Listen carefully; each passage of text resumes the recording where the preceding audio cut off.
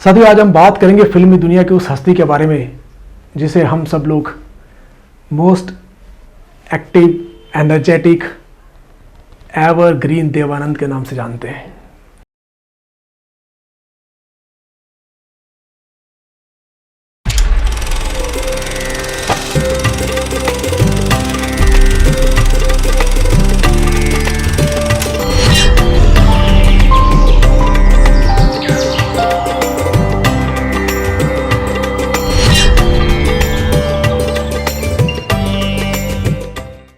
नमस्कार साथियों, आज हम बात करेंगे फिल्मी दुनिया की उस हस्ती के बारे में जिसे हम सब लोग एवरग्रीन देवानंद के नाम से जानते हैं। बहुत हैंडसम थे, बहुत ही ऊर्जा से भरपूर थे, बेहतरीन एक्टर थे और फिल्मी दुनिया में उन्होंने एक बहुत बड़ा नाम पैदा किया। साथियों, मेरा ये सौभाग्य रहा कि देव साहब के ऊपर जब मैंने एक पुस्तक लिखी एवरग्रीन देवानंद 2014 में, तो उस पुस्तक को लिखने के दौरान मेरे देव साहब के साथ बहुत सारे इंटरव्यू सेशंस हुए। उनके साथ साथ बहुत से और फिल्मी दुनिया के कलाकारों से भी मेरी रूबरू मीटिंग्स हुई। उनके साथ इंटरव्यू सेशन मेरे को करने का मौका मिला। उन्हीं में से एक आज हम साझा करने जा रहा हूं मैं आपके साथ वहीदा रहमान जी के बारे में। वहीदा रहमान जो है, उनके साथ देव साहब की 8 फिल्में रिलीज़ हुई और उनका एक बहुत लंबा साथ रहा। तो वहीदा रहमान ने मुझे एक ऐसा किस्सा बताया, हालांकि वो मेरी बुक एवरग्रीन देवानंद के आर्टिकल सेक्शन में दी गई है, जो वहीदा रहमान जी से इंटरव्यू के ऊपर बेस्ड है। हिंदी सेक्शन में ये है जो किस्सा है वो 131 पे अवेलेबल है, जबकि इंग्लिश सेक्शन में ये किस्सा 161 पर दिया गया है। उसका कुछ छोटा सा एक अंश मैं आपको यहाँ शेयर कर रहा हूँ।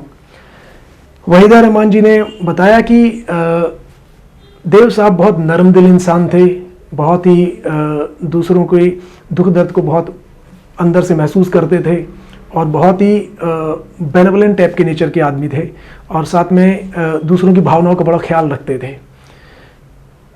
वो बता रही हैं कि फिल्म प्रेम पुजारी की शूटिंग के दौरान पन्हाला के एक गन्ने के खेत में शूटिंग चल रही थी और गाने का पिक्चराइज होना था।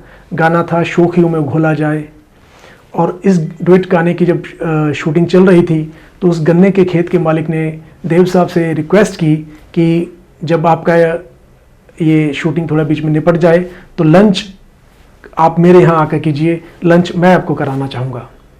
तो देव साहब ने बड़े सहज स्वीकार किया कि बिल्कुल आपका लंच हम एक्सेप्ट करते हैं और लंच हम आपके साथ ही करेंगे, जो आप खिलाएंगे वही खा लेंगे।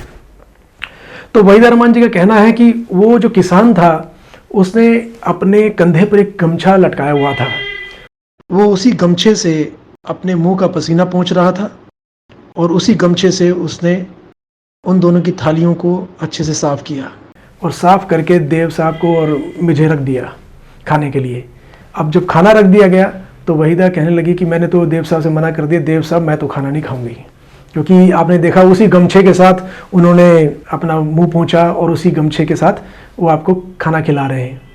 तो देव साहब ने कहा, देखो वहीदा, ये बहुत ही भोला भाला सीधा साधा किसान है और बहुत मेहनत और लगन से खिला रहा है, बड़े प्यार भाव से खिला रहा है, प्रेम से खिला रहा है, तो मैं इसको मना नहीं कर सकता।